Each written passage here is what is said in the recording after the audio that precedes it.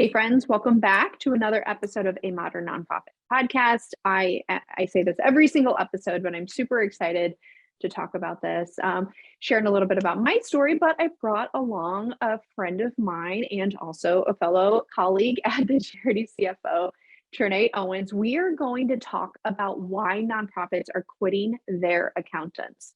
Yes, this sounds weird. Stay with us and we'll help you explain. And maybe we'll talk about why the accountants are quitting the nonprofits too. I don't know. But let's just go ahead and dive right into the conversation. So some of you all probably know, or maybe you don't know, that when I started my career, I started working in public accounting. I used to audit nonprofit organizations. All of you that deal with auditors that come in on an annual basis, that's essentially what I did. So it was at that time that I realized how vulnerable nonprofits are when they don't have good financial management. And I thought, I am going to commit my career to fixing this problem. So that's when I took a position as a CFO of a nonprofit organization. Did that for 4 years. My official title was actually Director of Business and Finance, which if anybody's listening, you know what that means. I did all of the things. I did accounting, I did HR, I did IT, I did risk management, I did quality insurance, also on the program side, like just making sure that everything was billed correctly and dealing with all of these things. And it was such a huge job. Now, mind you, I only had a background in accounting. I was not prepared or equipped or skilled in any of these other things. And I'm not the only one that finds themselves in that situation. In fact, Triná, I think, what do we have? Like 5 or 6 people that has a similar story that we have. And Triná, you are absolutely one of those too. Triná, tell us a little bit about your background because you and I share kind of a similar path in terms of our career and what ended up leading us here. Absolutely. And thank you for having me, Tosha. This is absolutely cool. So my background, again, is accounting, over 10 years of accounting experience, but my last position held was the Director of Finance and Administration, which again, as you just explained, is finance and other things, finance and everything that's not program. And so that was the last position that I've held, which included payroll, HR, maybe some, of course, IT liaison duties because it's usually outsourced. So kind of that everything else position. So yeah, definitely the same experience there. And just to put it in perspective, Triná and I both worked for social service agencies that I would say were less than $10 million. So in the grand scheme of things, I think that's probably in the same ballpark as many nonprofit organizations tend to be, certainly smaller and have these hybrid roles. So we're going to craft this conversation around that. But Triná, I'm super excited. Triná is actually an accounting manager for us, and she now helps co-lead this firm to help us work with many, many nonprofit organizations. So we have some interesting perspective because we used to work for nonprofits. Triná's actually worked for a couple nonprofits in a similar capacity that you just described, Triná. And now we work with many, many nonprofits. I think right now we work close to 150 nonprofits every single month. So we talk to a lot of individuals, we help problem solve. And more importantly, we talk about that transition plan for a lot of nonprofits that are dealing with the loss of their accountants. So is that not even more clear in the last 2 years, the need for transition, the need for succession plan? I've been hearing the consultants and the funders, succession plan, all of the years that I've been in this space. But it's really been true, I think, in the last 2 years. Triná, I'm sure you would agree with that. Absolutely. Absolutely. It's definitely time to, that's the thing about nonprofits that I've learned, either they have people that are there forever or people that are in and out. And so succession planning is very important. Totally. And there's this concept that I find fascinating and I follow for a lot of reasons, not just because I lead this organization, but this concept of the great resignation. Nonprofits are not immune to this, right? I mean, we see our clients constantly struggling to find clinicians, educators, administrators, all sorts of backgrounds. And I came across this article, and this is not going to come to a surprise to anybody listening, but it says a recent article suggests that nonprofit staff are quitting for a number of reasons, including there's limited growth for opportunity, they're underpaid, the department is underfunded, the workplace isn't modern or flexible, and or the workplace is toxic. All of those triggered me. Triná, which one resonated the most with you and why? So the most would be growth opportunities. I've left at least 2 organizations because of I couldn't go up anymore. Again, going back to nonprofits, they have people that are in and out, rotating doors, and then they have people that have been there forever, and they've been there 20 plus years. And so if you want to move up, again, I'm in finance trying to move up in the accounting departments, there's nowhere else for me to go. So that's the one that resonates the most. The second one, of course, is the underfunded. Accounting and finance are pretty important to me, but from a mission standpoint and a program standpoint, it may not be the most important department to the nonprofit. So underfunding also, kind of strikes a nerve for me, You said something that I talk about a lot. There's nowhere else to go, really, when you are in these chief roles. And when I said earlier, nonprofits are quitting their accountants, what I really mean is they're quitting their chief financial role. And here's what I've learned, that 80% of the accounting done within a year for a nonprofit organization is a transactional input-output, some bookkeeping, some pretty basic accounting, right? So this is, I don't want to say entry level, but in many ways kind of entry level, entry to mid-level. And when you have the CFO role that is an A player that you bring in that really loves so much more than just doing the 80% of the work, that's 80% of their work they're doing is likely things that aren't going to feed their soul. So what I've learned, Triná, and you can speak to this too, there's actually 2, probably more, but 2 main types of accountants. There's the input outputs, the detail oriented, get things done, very consistent, thrives in routine. And that's amazing because that's 80% of the work. Those people, though, are not like the other 20% of accountants, which is more like strategy, problem solving, coming up with new solutions. And when we talk with nonprofits, it's, I either have the 80% covered, but my person is limited in their skill set for that 20%, or I have that 20% person that loves the problem solving, but they're bored out of their minds because they have to do 80% of the work. And then when they're in a place like you were just describing with nowhere else to go, when you sit and you think, is this it for me? If I'm spending 80% of my days doing things that aren't feeding my soul and there's nowhere else to go, that I can get more into that strategy level role. And I think that that's the challenge that nonprofits are facing, because they need both of these skill sets, but the budget or the size or whatever doesn't justify the need to have 2 different people. Right. Would you say that was your case too? It certainly was mine. Definitely. I think in one position, again, not trying to name any names, but in one position, I did find myself stuck doing that day-to-day, those day-to-day operations when I knew that I prefer to do more analytical work. But there was no time for that because, of course, it still had to be done. And so maybe they couldn't afford another actual person in that position. So you do tend to get stuck in certain areas. And so it makes it very difficult to advance. It really, and as a professional, it's important that I grow. And so that kind of stunts your growth as well as a professional. As a professional, you're thinking, okay, I got to make sure I'm getting better. I got to make sure I'm learning more and doing more. But you get in some of those positions that the opportunity is just not there. The time is not there to do everything that's required. Well, and if anyone's listening to this, or whoever's listening to this, Triná is an A player. You're an A player. You want to grow, you want to develop, you want to do Absolutely. Any organizations would be thrilled to have you on board. But the challenge to me also goes back to the underfunded part of things where you're put in a role. So not just underfunded, but you're put in a role where 80% of the accounting you're doing doesn't feed your soul. Then, and that's only like 25% of your job is all the accounting combined. The other 75% are all of these other duties. And when you have an A player, a top performer, somebody excited and interested in accounting and moving the needle and making the accounting and finance better, but they don't have the ability to function, to focus solely on just the accounting, what they find, and this is what I would say underfunded was mine, and what led me to leave the organization and leave nonprofit in the way that I worked with them, was that I also, like you, Triná, I'm an A player, I'm a top performer, I want to be really good at what I do, and what I found myself, I was mediocre at everything at best. And at the end of the day, when you're day after day, year after year,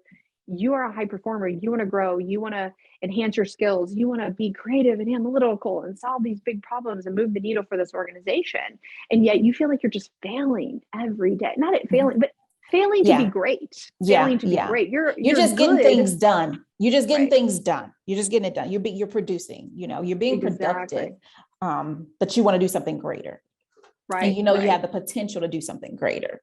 Absolutely. So that's definitely that's to me how, whatever we would want to call that into, or call that specific thing. I think that's why at least the former finance directors, like I said, we have 5 or 6 now on our team that have left organizations for similar reasons. And those are usually a lot of the reasons. And that's an unfortunate thing for the nonprofits, but I think, hey, knowledge is power, and we can at least learn from that and understand it.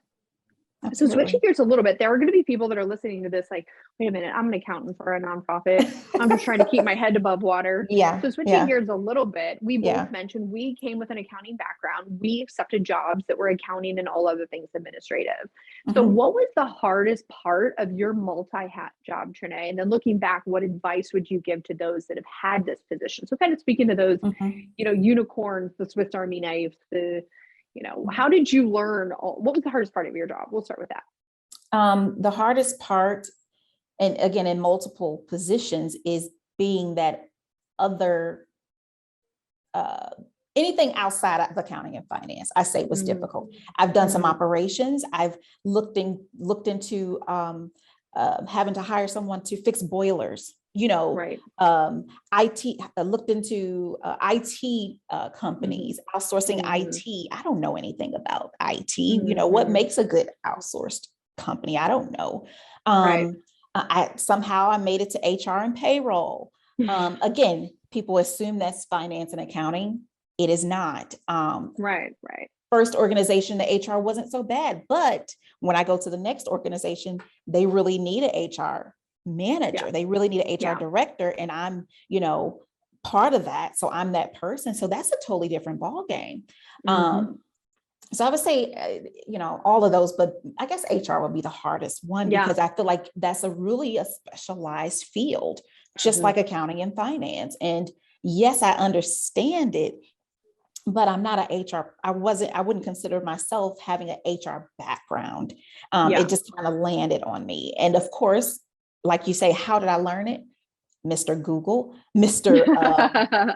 A Society of Human Resource Management. I, became a member on my own dime again, because I wouldn't dare, ask my employer to do it, on my own dime. I became a member of that and, looked at their resources. So just a bunch of research on my own time, on my own dime to, again, make sure that I am successful, because again, I can't fail. It doesn't matter that I don't know anything about HR. I have to run this department and I have to run it well. And I did that. So that's the hard part is, picking up this extra area and then, having that ownership. I'm going to have ownership of it. And I'm going to try my best to do my best with it. So HR was definitely the hardest. Me too. Hiring, firing. Yeah. And it wasn't just the understanding of, I think why accountants inherit the HR function. We have an ability to decipher details and read super boring contracts. I guess that's what it is. I don't know. There's this perception that we have a high attention to detail, which PS, remember everybody has said there's 80% of accountants that are super detail focused, and there's the other 20% of us that really like financial modeling and geeking out on Excel spreadsheets. I'm definitely that one. I love a spreadsheet. I'd be bored to tears dealing with enrollment forms all day long. I did a lot of that though. But one of the things that I think was the biggest struggle for me, it's not just the paper pushing that is associated with HR.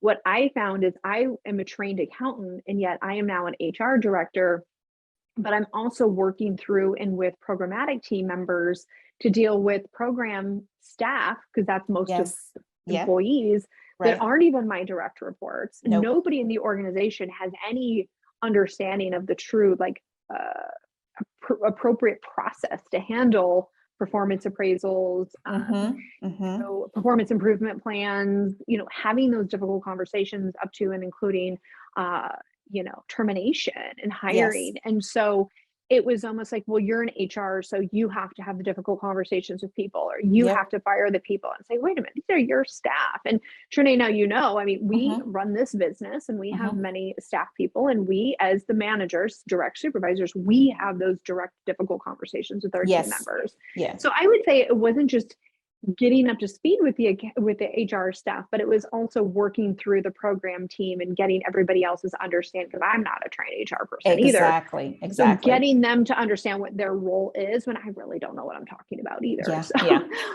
But one thing I did learn, and the advice that I would give to someone else in that position, is you have to understand the really big red flags that can end the organization in really hot water. Yes. Know what those compliance needs are. And Triná, we tell clients this all the time. Everybody freaks out and thinks that the accounting is what's going to get them in big trouble. No, it's the personnel issues, whether it's wrongful termination, discrimination, failure to investigate, back payroll tax issues, failure to file your returns. Document. All of those things will be far more significant from a liability than what accounting could ever do. And so I tell people this all the time: don't take the risk of combining your accounting and your HR functions. You're two different skill sets. It's two different bodies of regulatory information, two different sets of laws. Like, it is not even in the same space, yet so oftentimes it's coupled. And that became, I would say, I probably did 25% of my work in accounting. Probably 50% of my work was HR. Yep. Same. I was 50-50. Well, not really 50-50, but a huge chunk more HR than I was accounting at the time when I left that position. But one thing, again, what I'm learning is in every position I get added on a little bit. You go in as one individual, and then by the time I leave, I'm 3 or 4 people. And what I'm learning now, like, it's okay to say no. It's okay to say, you know what, I can't do that. Or not even because I can't, because I've succeeded, right? I've figured it out. I've gotten it done. I've made sure employee files were in order. I can, but I don't feel comfortable taking on that additional responsibility. Maybe we need to figure out how to get someone hired. Maybe we do need to outsource HR. Maybe we need to outsource, an additional accounting person. Right. So I'm learning that, like, I have to say no sometimes. Triná, it's funny. I think that the trauma that comes from this multi-hat, I think speaks within our culture as a company. We are obsessive about streamlining and carving out very specific roles. Because I think so many of us were in roles where we had 10 different jobs. And quite literally, when I left my organization, there were at least 2 or 3 full-time hires that replaced function. So the HR, the accounting, we hired just a controller. That's all she was doing, was the accounting side. But I think it's so important. And I've seen, and Triná, you with me, I've seen how much faster and further the business can move by streamlining these things. And I know what many people are probably thinking, oh, we use our for-profit, that doesn't make sense. Listen, when you're a startup business, whether you're for-profit or nonprofit, you have to be lean, you have to be resourceful. I mean, the challenges are still very similar, but the sooner that you can pare those responsibilities down and let people focus on the area they're experienced in, the area that feeds their soul, and giving them the bandwidth and the capacity to not only do their day-to-day stuff, but Triná, like you were saying, like the opportunity to be creative and refine and improve what they're already doing. I never had a moment to do that ever. And Triná, you've said the same thing. So I've seen this trend, as I mentioned earlier, of nonprofits that are quitting their accountants. So I talk with a lot of nonprofit organizations that are interested in working with us, or I'm asked to speak on different panels about, accounting, financial management within nonprofits. So what I meant by, and I alluded to a little bit earlier, they're moving away from this full-time CFO role or the accountant that happens to do accounting and all other things. They're kind of moving away from that role. and looking Mhm. for a little bit more creative ways on handling the back office function. Right. Now, I think this is a couple different reasons. Number one, I saw a disproportionate shift in the amount of um, uh, organizations that reached out to us that, hey, I had a part-time Mhm. CPA. This Right. person's no longer willing to do our work because they have to scale back their work. Now, the pandemic certainly, as we know, disproportionately affected women Yeah. in the workforce. Yeah. And there were many of these women that did nonprofit accounting as a side gig that simply had to step away. So I saw Yeah. several clients came to us for that reason.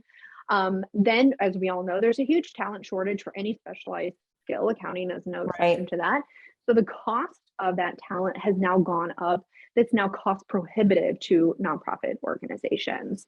And then I think there's also this area where people are realizing, hey, there could be other ways we can do To do this. this. Yes. So, Yes. Trinity, what we've seen is a trend in organizations, instead of saying, we're going to hire an accountant and we're going to have the accountant do the accounting and all of the other things too. Mhm. What Mhm. we've seen is organizations looking for more of an operations role. So, like a chief operating officer, an Right. operations manager, um, someone that really, if you think of like a hub and spoke, like serves as the hub, and then they deal Yeah. with all of these spokes and get the Mhm. spokes, the contractors, what they need. So we've had clients that have now or outsourced their HR. They have now outsourced their accounting. Those really highly regulated, specialized technical skills they've contracted out, and then they have more of this operations person that's serving as the liaison, and then they're dealing with all the other issues that come up on site related to facilities and those sort of things. Mhm. So, Trinae, what are your thoughts on this initially? I know we've had some clients that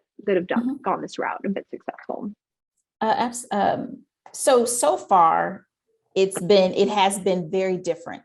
And I do enjoy it, again, being on the other side, right? Because I'm on that other side now. And Mm-hmm. in the past, I have had a negative experience with the outsourced accounting. And I was like, oh, Mm-hmm. I don't like it. But now that I'm on the other Mm-hmm. side, so I can see, okay, how do I make this relationship successful? And so I Mm-hmm. do have a few clients that have that person that's in the office, that Mm-hmm. operations person that's doing the accounting and other things. And so one of the things that the Charity CFO, we pride ourselves in is being this innovative assistant. You know what I mean? We come Mm-hmm. in with all these Mm-hmm. processes that make everything so much more efficient. And Yeah. when you talk to that person, again, your liaison with the organization and say, you know what, we're going to come in here and we're going to help you with this. And this is going to make your job a million times easier. Or we're going Mm-hmm. to take this off your plate. We're going to take this off your plate. And then you have time for that. Maybe you have Right. time to do your fundraising. Maybe you have time to do more applying for more grants. And so, Mm-hmm. so far I've seen it again, be very successful, very successful. And I think it's the approach. It's all about the Mm-hmm. approach. And it's all about, again, letting them understand we're there to help. We're there to help where, Mm-hmm. take those little things off their desk. And so far Yeah. it's been very, the clients I've worked with have been very, very happy with this. I think you bring up a good point that reminds me of whenever I was working for a nonprofit. And then anytime I ever even pondered the idea of changing something, for example, Oh, I yeah. want to change payroll providers. Mm-hmm. No way, hard pass for me, because for me, it was not just the time that I had to invest in changing the payroll provider and implementing the system. Migrating. And Yeah. then, yeah, and then it's okay, we're live. And then there's going to be the troubleshooting and the tweaking and fixing the stuff that will inevitably go wrong. Yeah. There was just no bandwidth to do that. And I think that some people think, oh my gosh, outsourcing is creating so much Yeah. work. But where I think is outsourcing, which goes back to some of the things that we were talking about earlier at the very beginning of this conversation, where nonprofits aren't modern or flexible. What's really Yes. interesting is we've seen organizations reach out to us, hey, we need to be a paperless system. We want to be a virtual Yes. team. We want something more modern. Our systems are old and outdated and antiquated. So what contractors that we've worked with, and we've used contractors internally ourselves too, Yes. and we have like a hub and spoke kind of model where we outsource different Yes. functions. And then we have people internally that deal with those contractors, that you rely on the contractors to come in and say, we'll do the updates for you. We Yes. will create the processes for you. Mm-hmm. We Mm-hmm. will even train your team members on exactly what they need to do to get it. Exactly. So it removes that I don't have time to do this Mm-hmm. implementation. I don't have time to update things. I don't have the bandwidth to do that. You rely on these contractors to do that Right. for you. And I think that that makes it a lot easier, because I know that that's one of the reasons why I just kept doing the same thing, because I've Yep. always done it that Yep. way. I had no place to breathe when Yeah. I was the CFO of a nonprofit, that I wasn't about to change anything, because I can't No. deal with anything breaking, No, you know? no. Especially once you get the people on board with a process, how hard it is to tell your organization, okay, we're moving to this. I mean, that's a part of it as well. And so again, we have to be very careful with how we come in our delivery. And, again, that's why we're so big on assisting. Like you said, we will train if we need to. We will, we want to make this process as easy as possible. And Right. in the end, I mean, the organizations are usually a lot more efficient, because we find out they're doing things that they've just been doing for 20 years, not necessarily because it's the best way, but it's just been done for 20 years. And so nobody thought to improve the process at all. Well, I'll tell you, I don't see this trend slowing down, that nonprofits are quitting their accountants, because of all the things that we talked about. Funding is always going to be scarce, and the talent is going to continue to be expensive. We have an ongoing need to be modern and flexible, and technology is always changing. So having a partner that you can work with that constantly stays on the forefront of all of those emerging technologies and how things work and all those sorts of things. And then just giving people space to grow and not have their departments underfunded because they're trying to do too many things for too many people. I just don't see this trend slowing down. No. So it's been an interesting reflection when I saw this article, and I knew you were the perfect person to talk to, because I know we could share war stories back and forth on how things were difficult for us.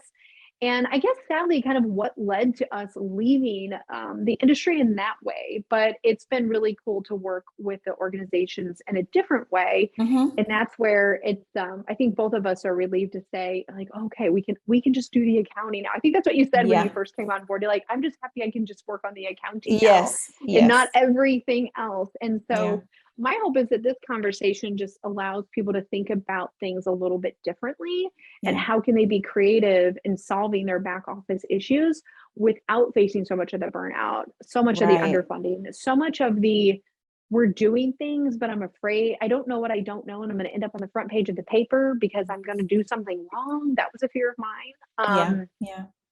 That hire the people. There's a lot of really great consultants out there, not just certainly for accounting, but your HR, your IT. And then consider what this hub and spoke model might look like for your organization, and how that might be helpful in succession planning and cross training. And we found it much easier to have those processes documented and farming out these really key processes of the organization, so that when you do have turnover, and we all will, that you're not starting from scratch with all of these functions every time. So important. And I've seen that, and you lose a lot when you do that. That's the other thing about having that person that's the jack of all trades. You don't know what they did until it's not done. And that is, for a small nonprofit, a mid-sized nonprofit, that could have a very negative effect. So Triná, also a part of her job, she takes on new clients, and most of them are transitioning away from full-time accounting hires. In best case scenario, we're always transitioning from one firm to the next, and that firm is still there, and we can ping back and ask questions. But so often, Triná, you're dealing with situations where the finance director, or whatever that role is, or whatever that title is, has left. And I know that we go through our onboarding call and we start asking really detailed questions about core fundamental processes, like how do we get paid from our funders? And it's a little terrifying that there's not a clear sense. They don't know. We don't know. We don't know. And so diversifying those key processes, and I think the pandemic taught us that. I don't see that changing anywhere. And we practice what we preach. We do the same thing here. I'm pretty much obsessed with it ever since I left working for a nonprofit. And it took a 6-month transition time, a couple hires, months of training to make sure the organization could continue on without hiccups. So anyway, hopefully this was helpful for you all listening. Triná, thank you again. We'll have you back. We'll continue sharing some of our stories on if we knew then what we know now, how would we? That's a good one. Yeah. Thank you again for joining me. And if you all are interested in hearing more about the work that we're doing, go to the charitycfo.com. We have a blog on there. We don't just talk about accounting. In fact, I love talking about operations of a nonprofit in general. So we often have guests on there to speak about fundraising and grant writing and insurance and cybersecurity and all of the other areas that you can possibly think of. So go check out our website. Until next time, bye everybody. Bye.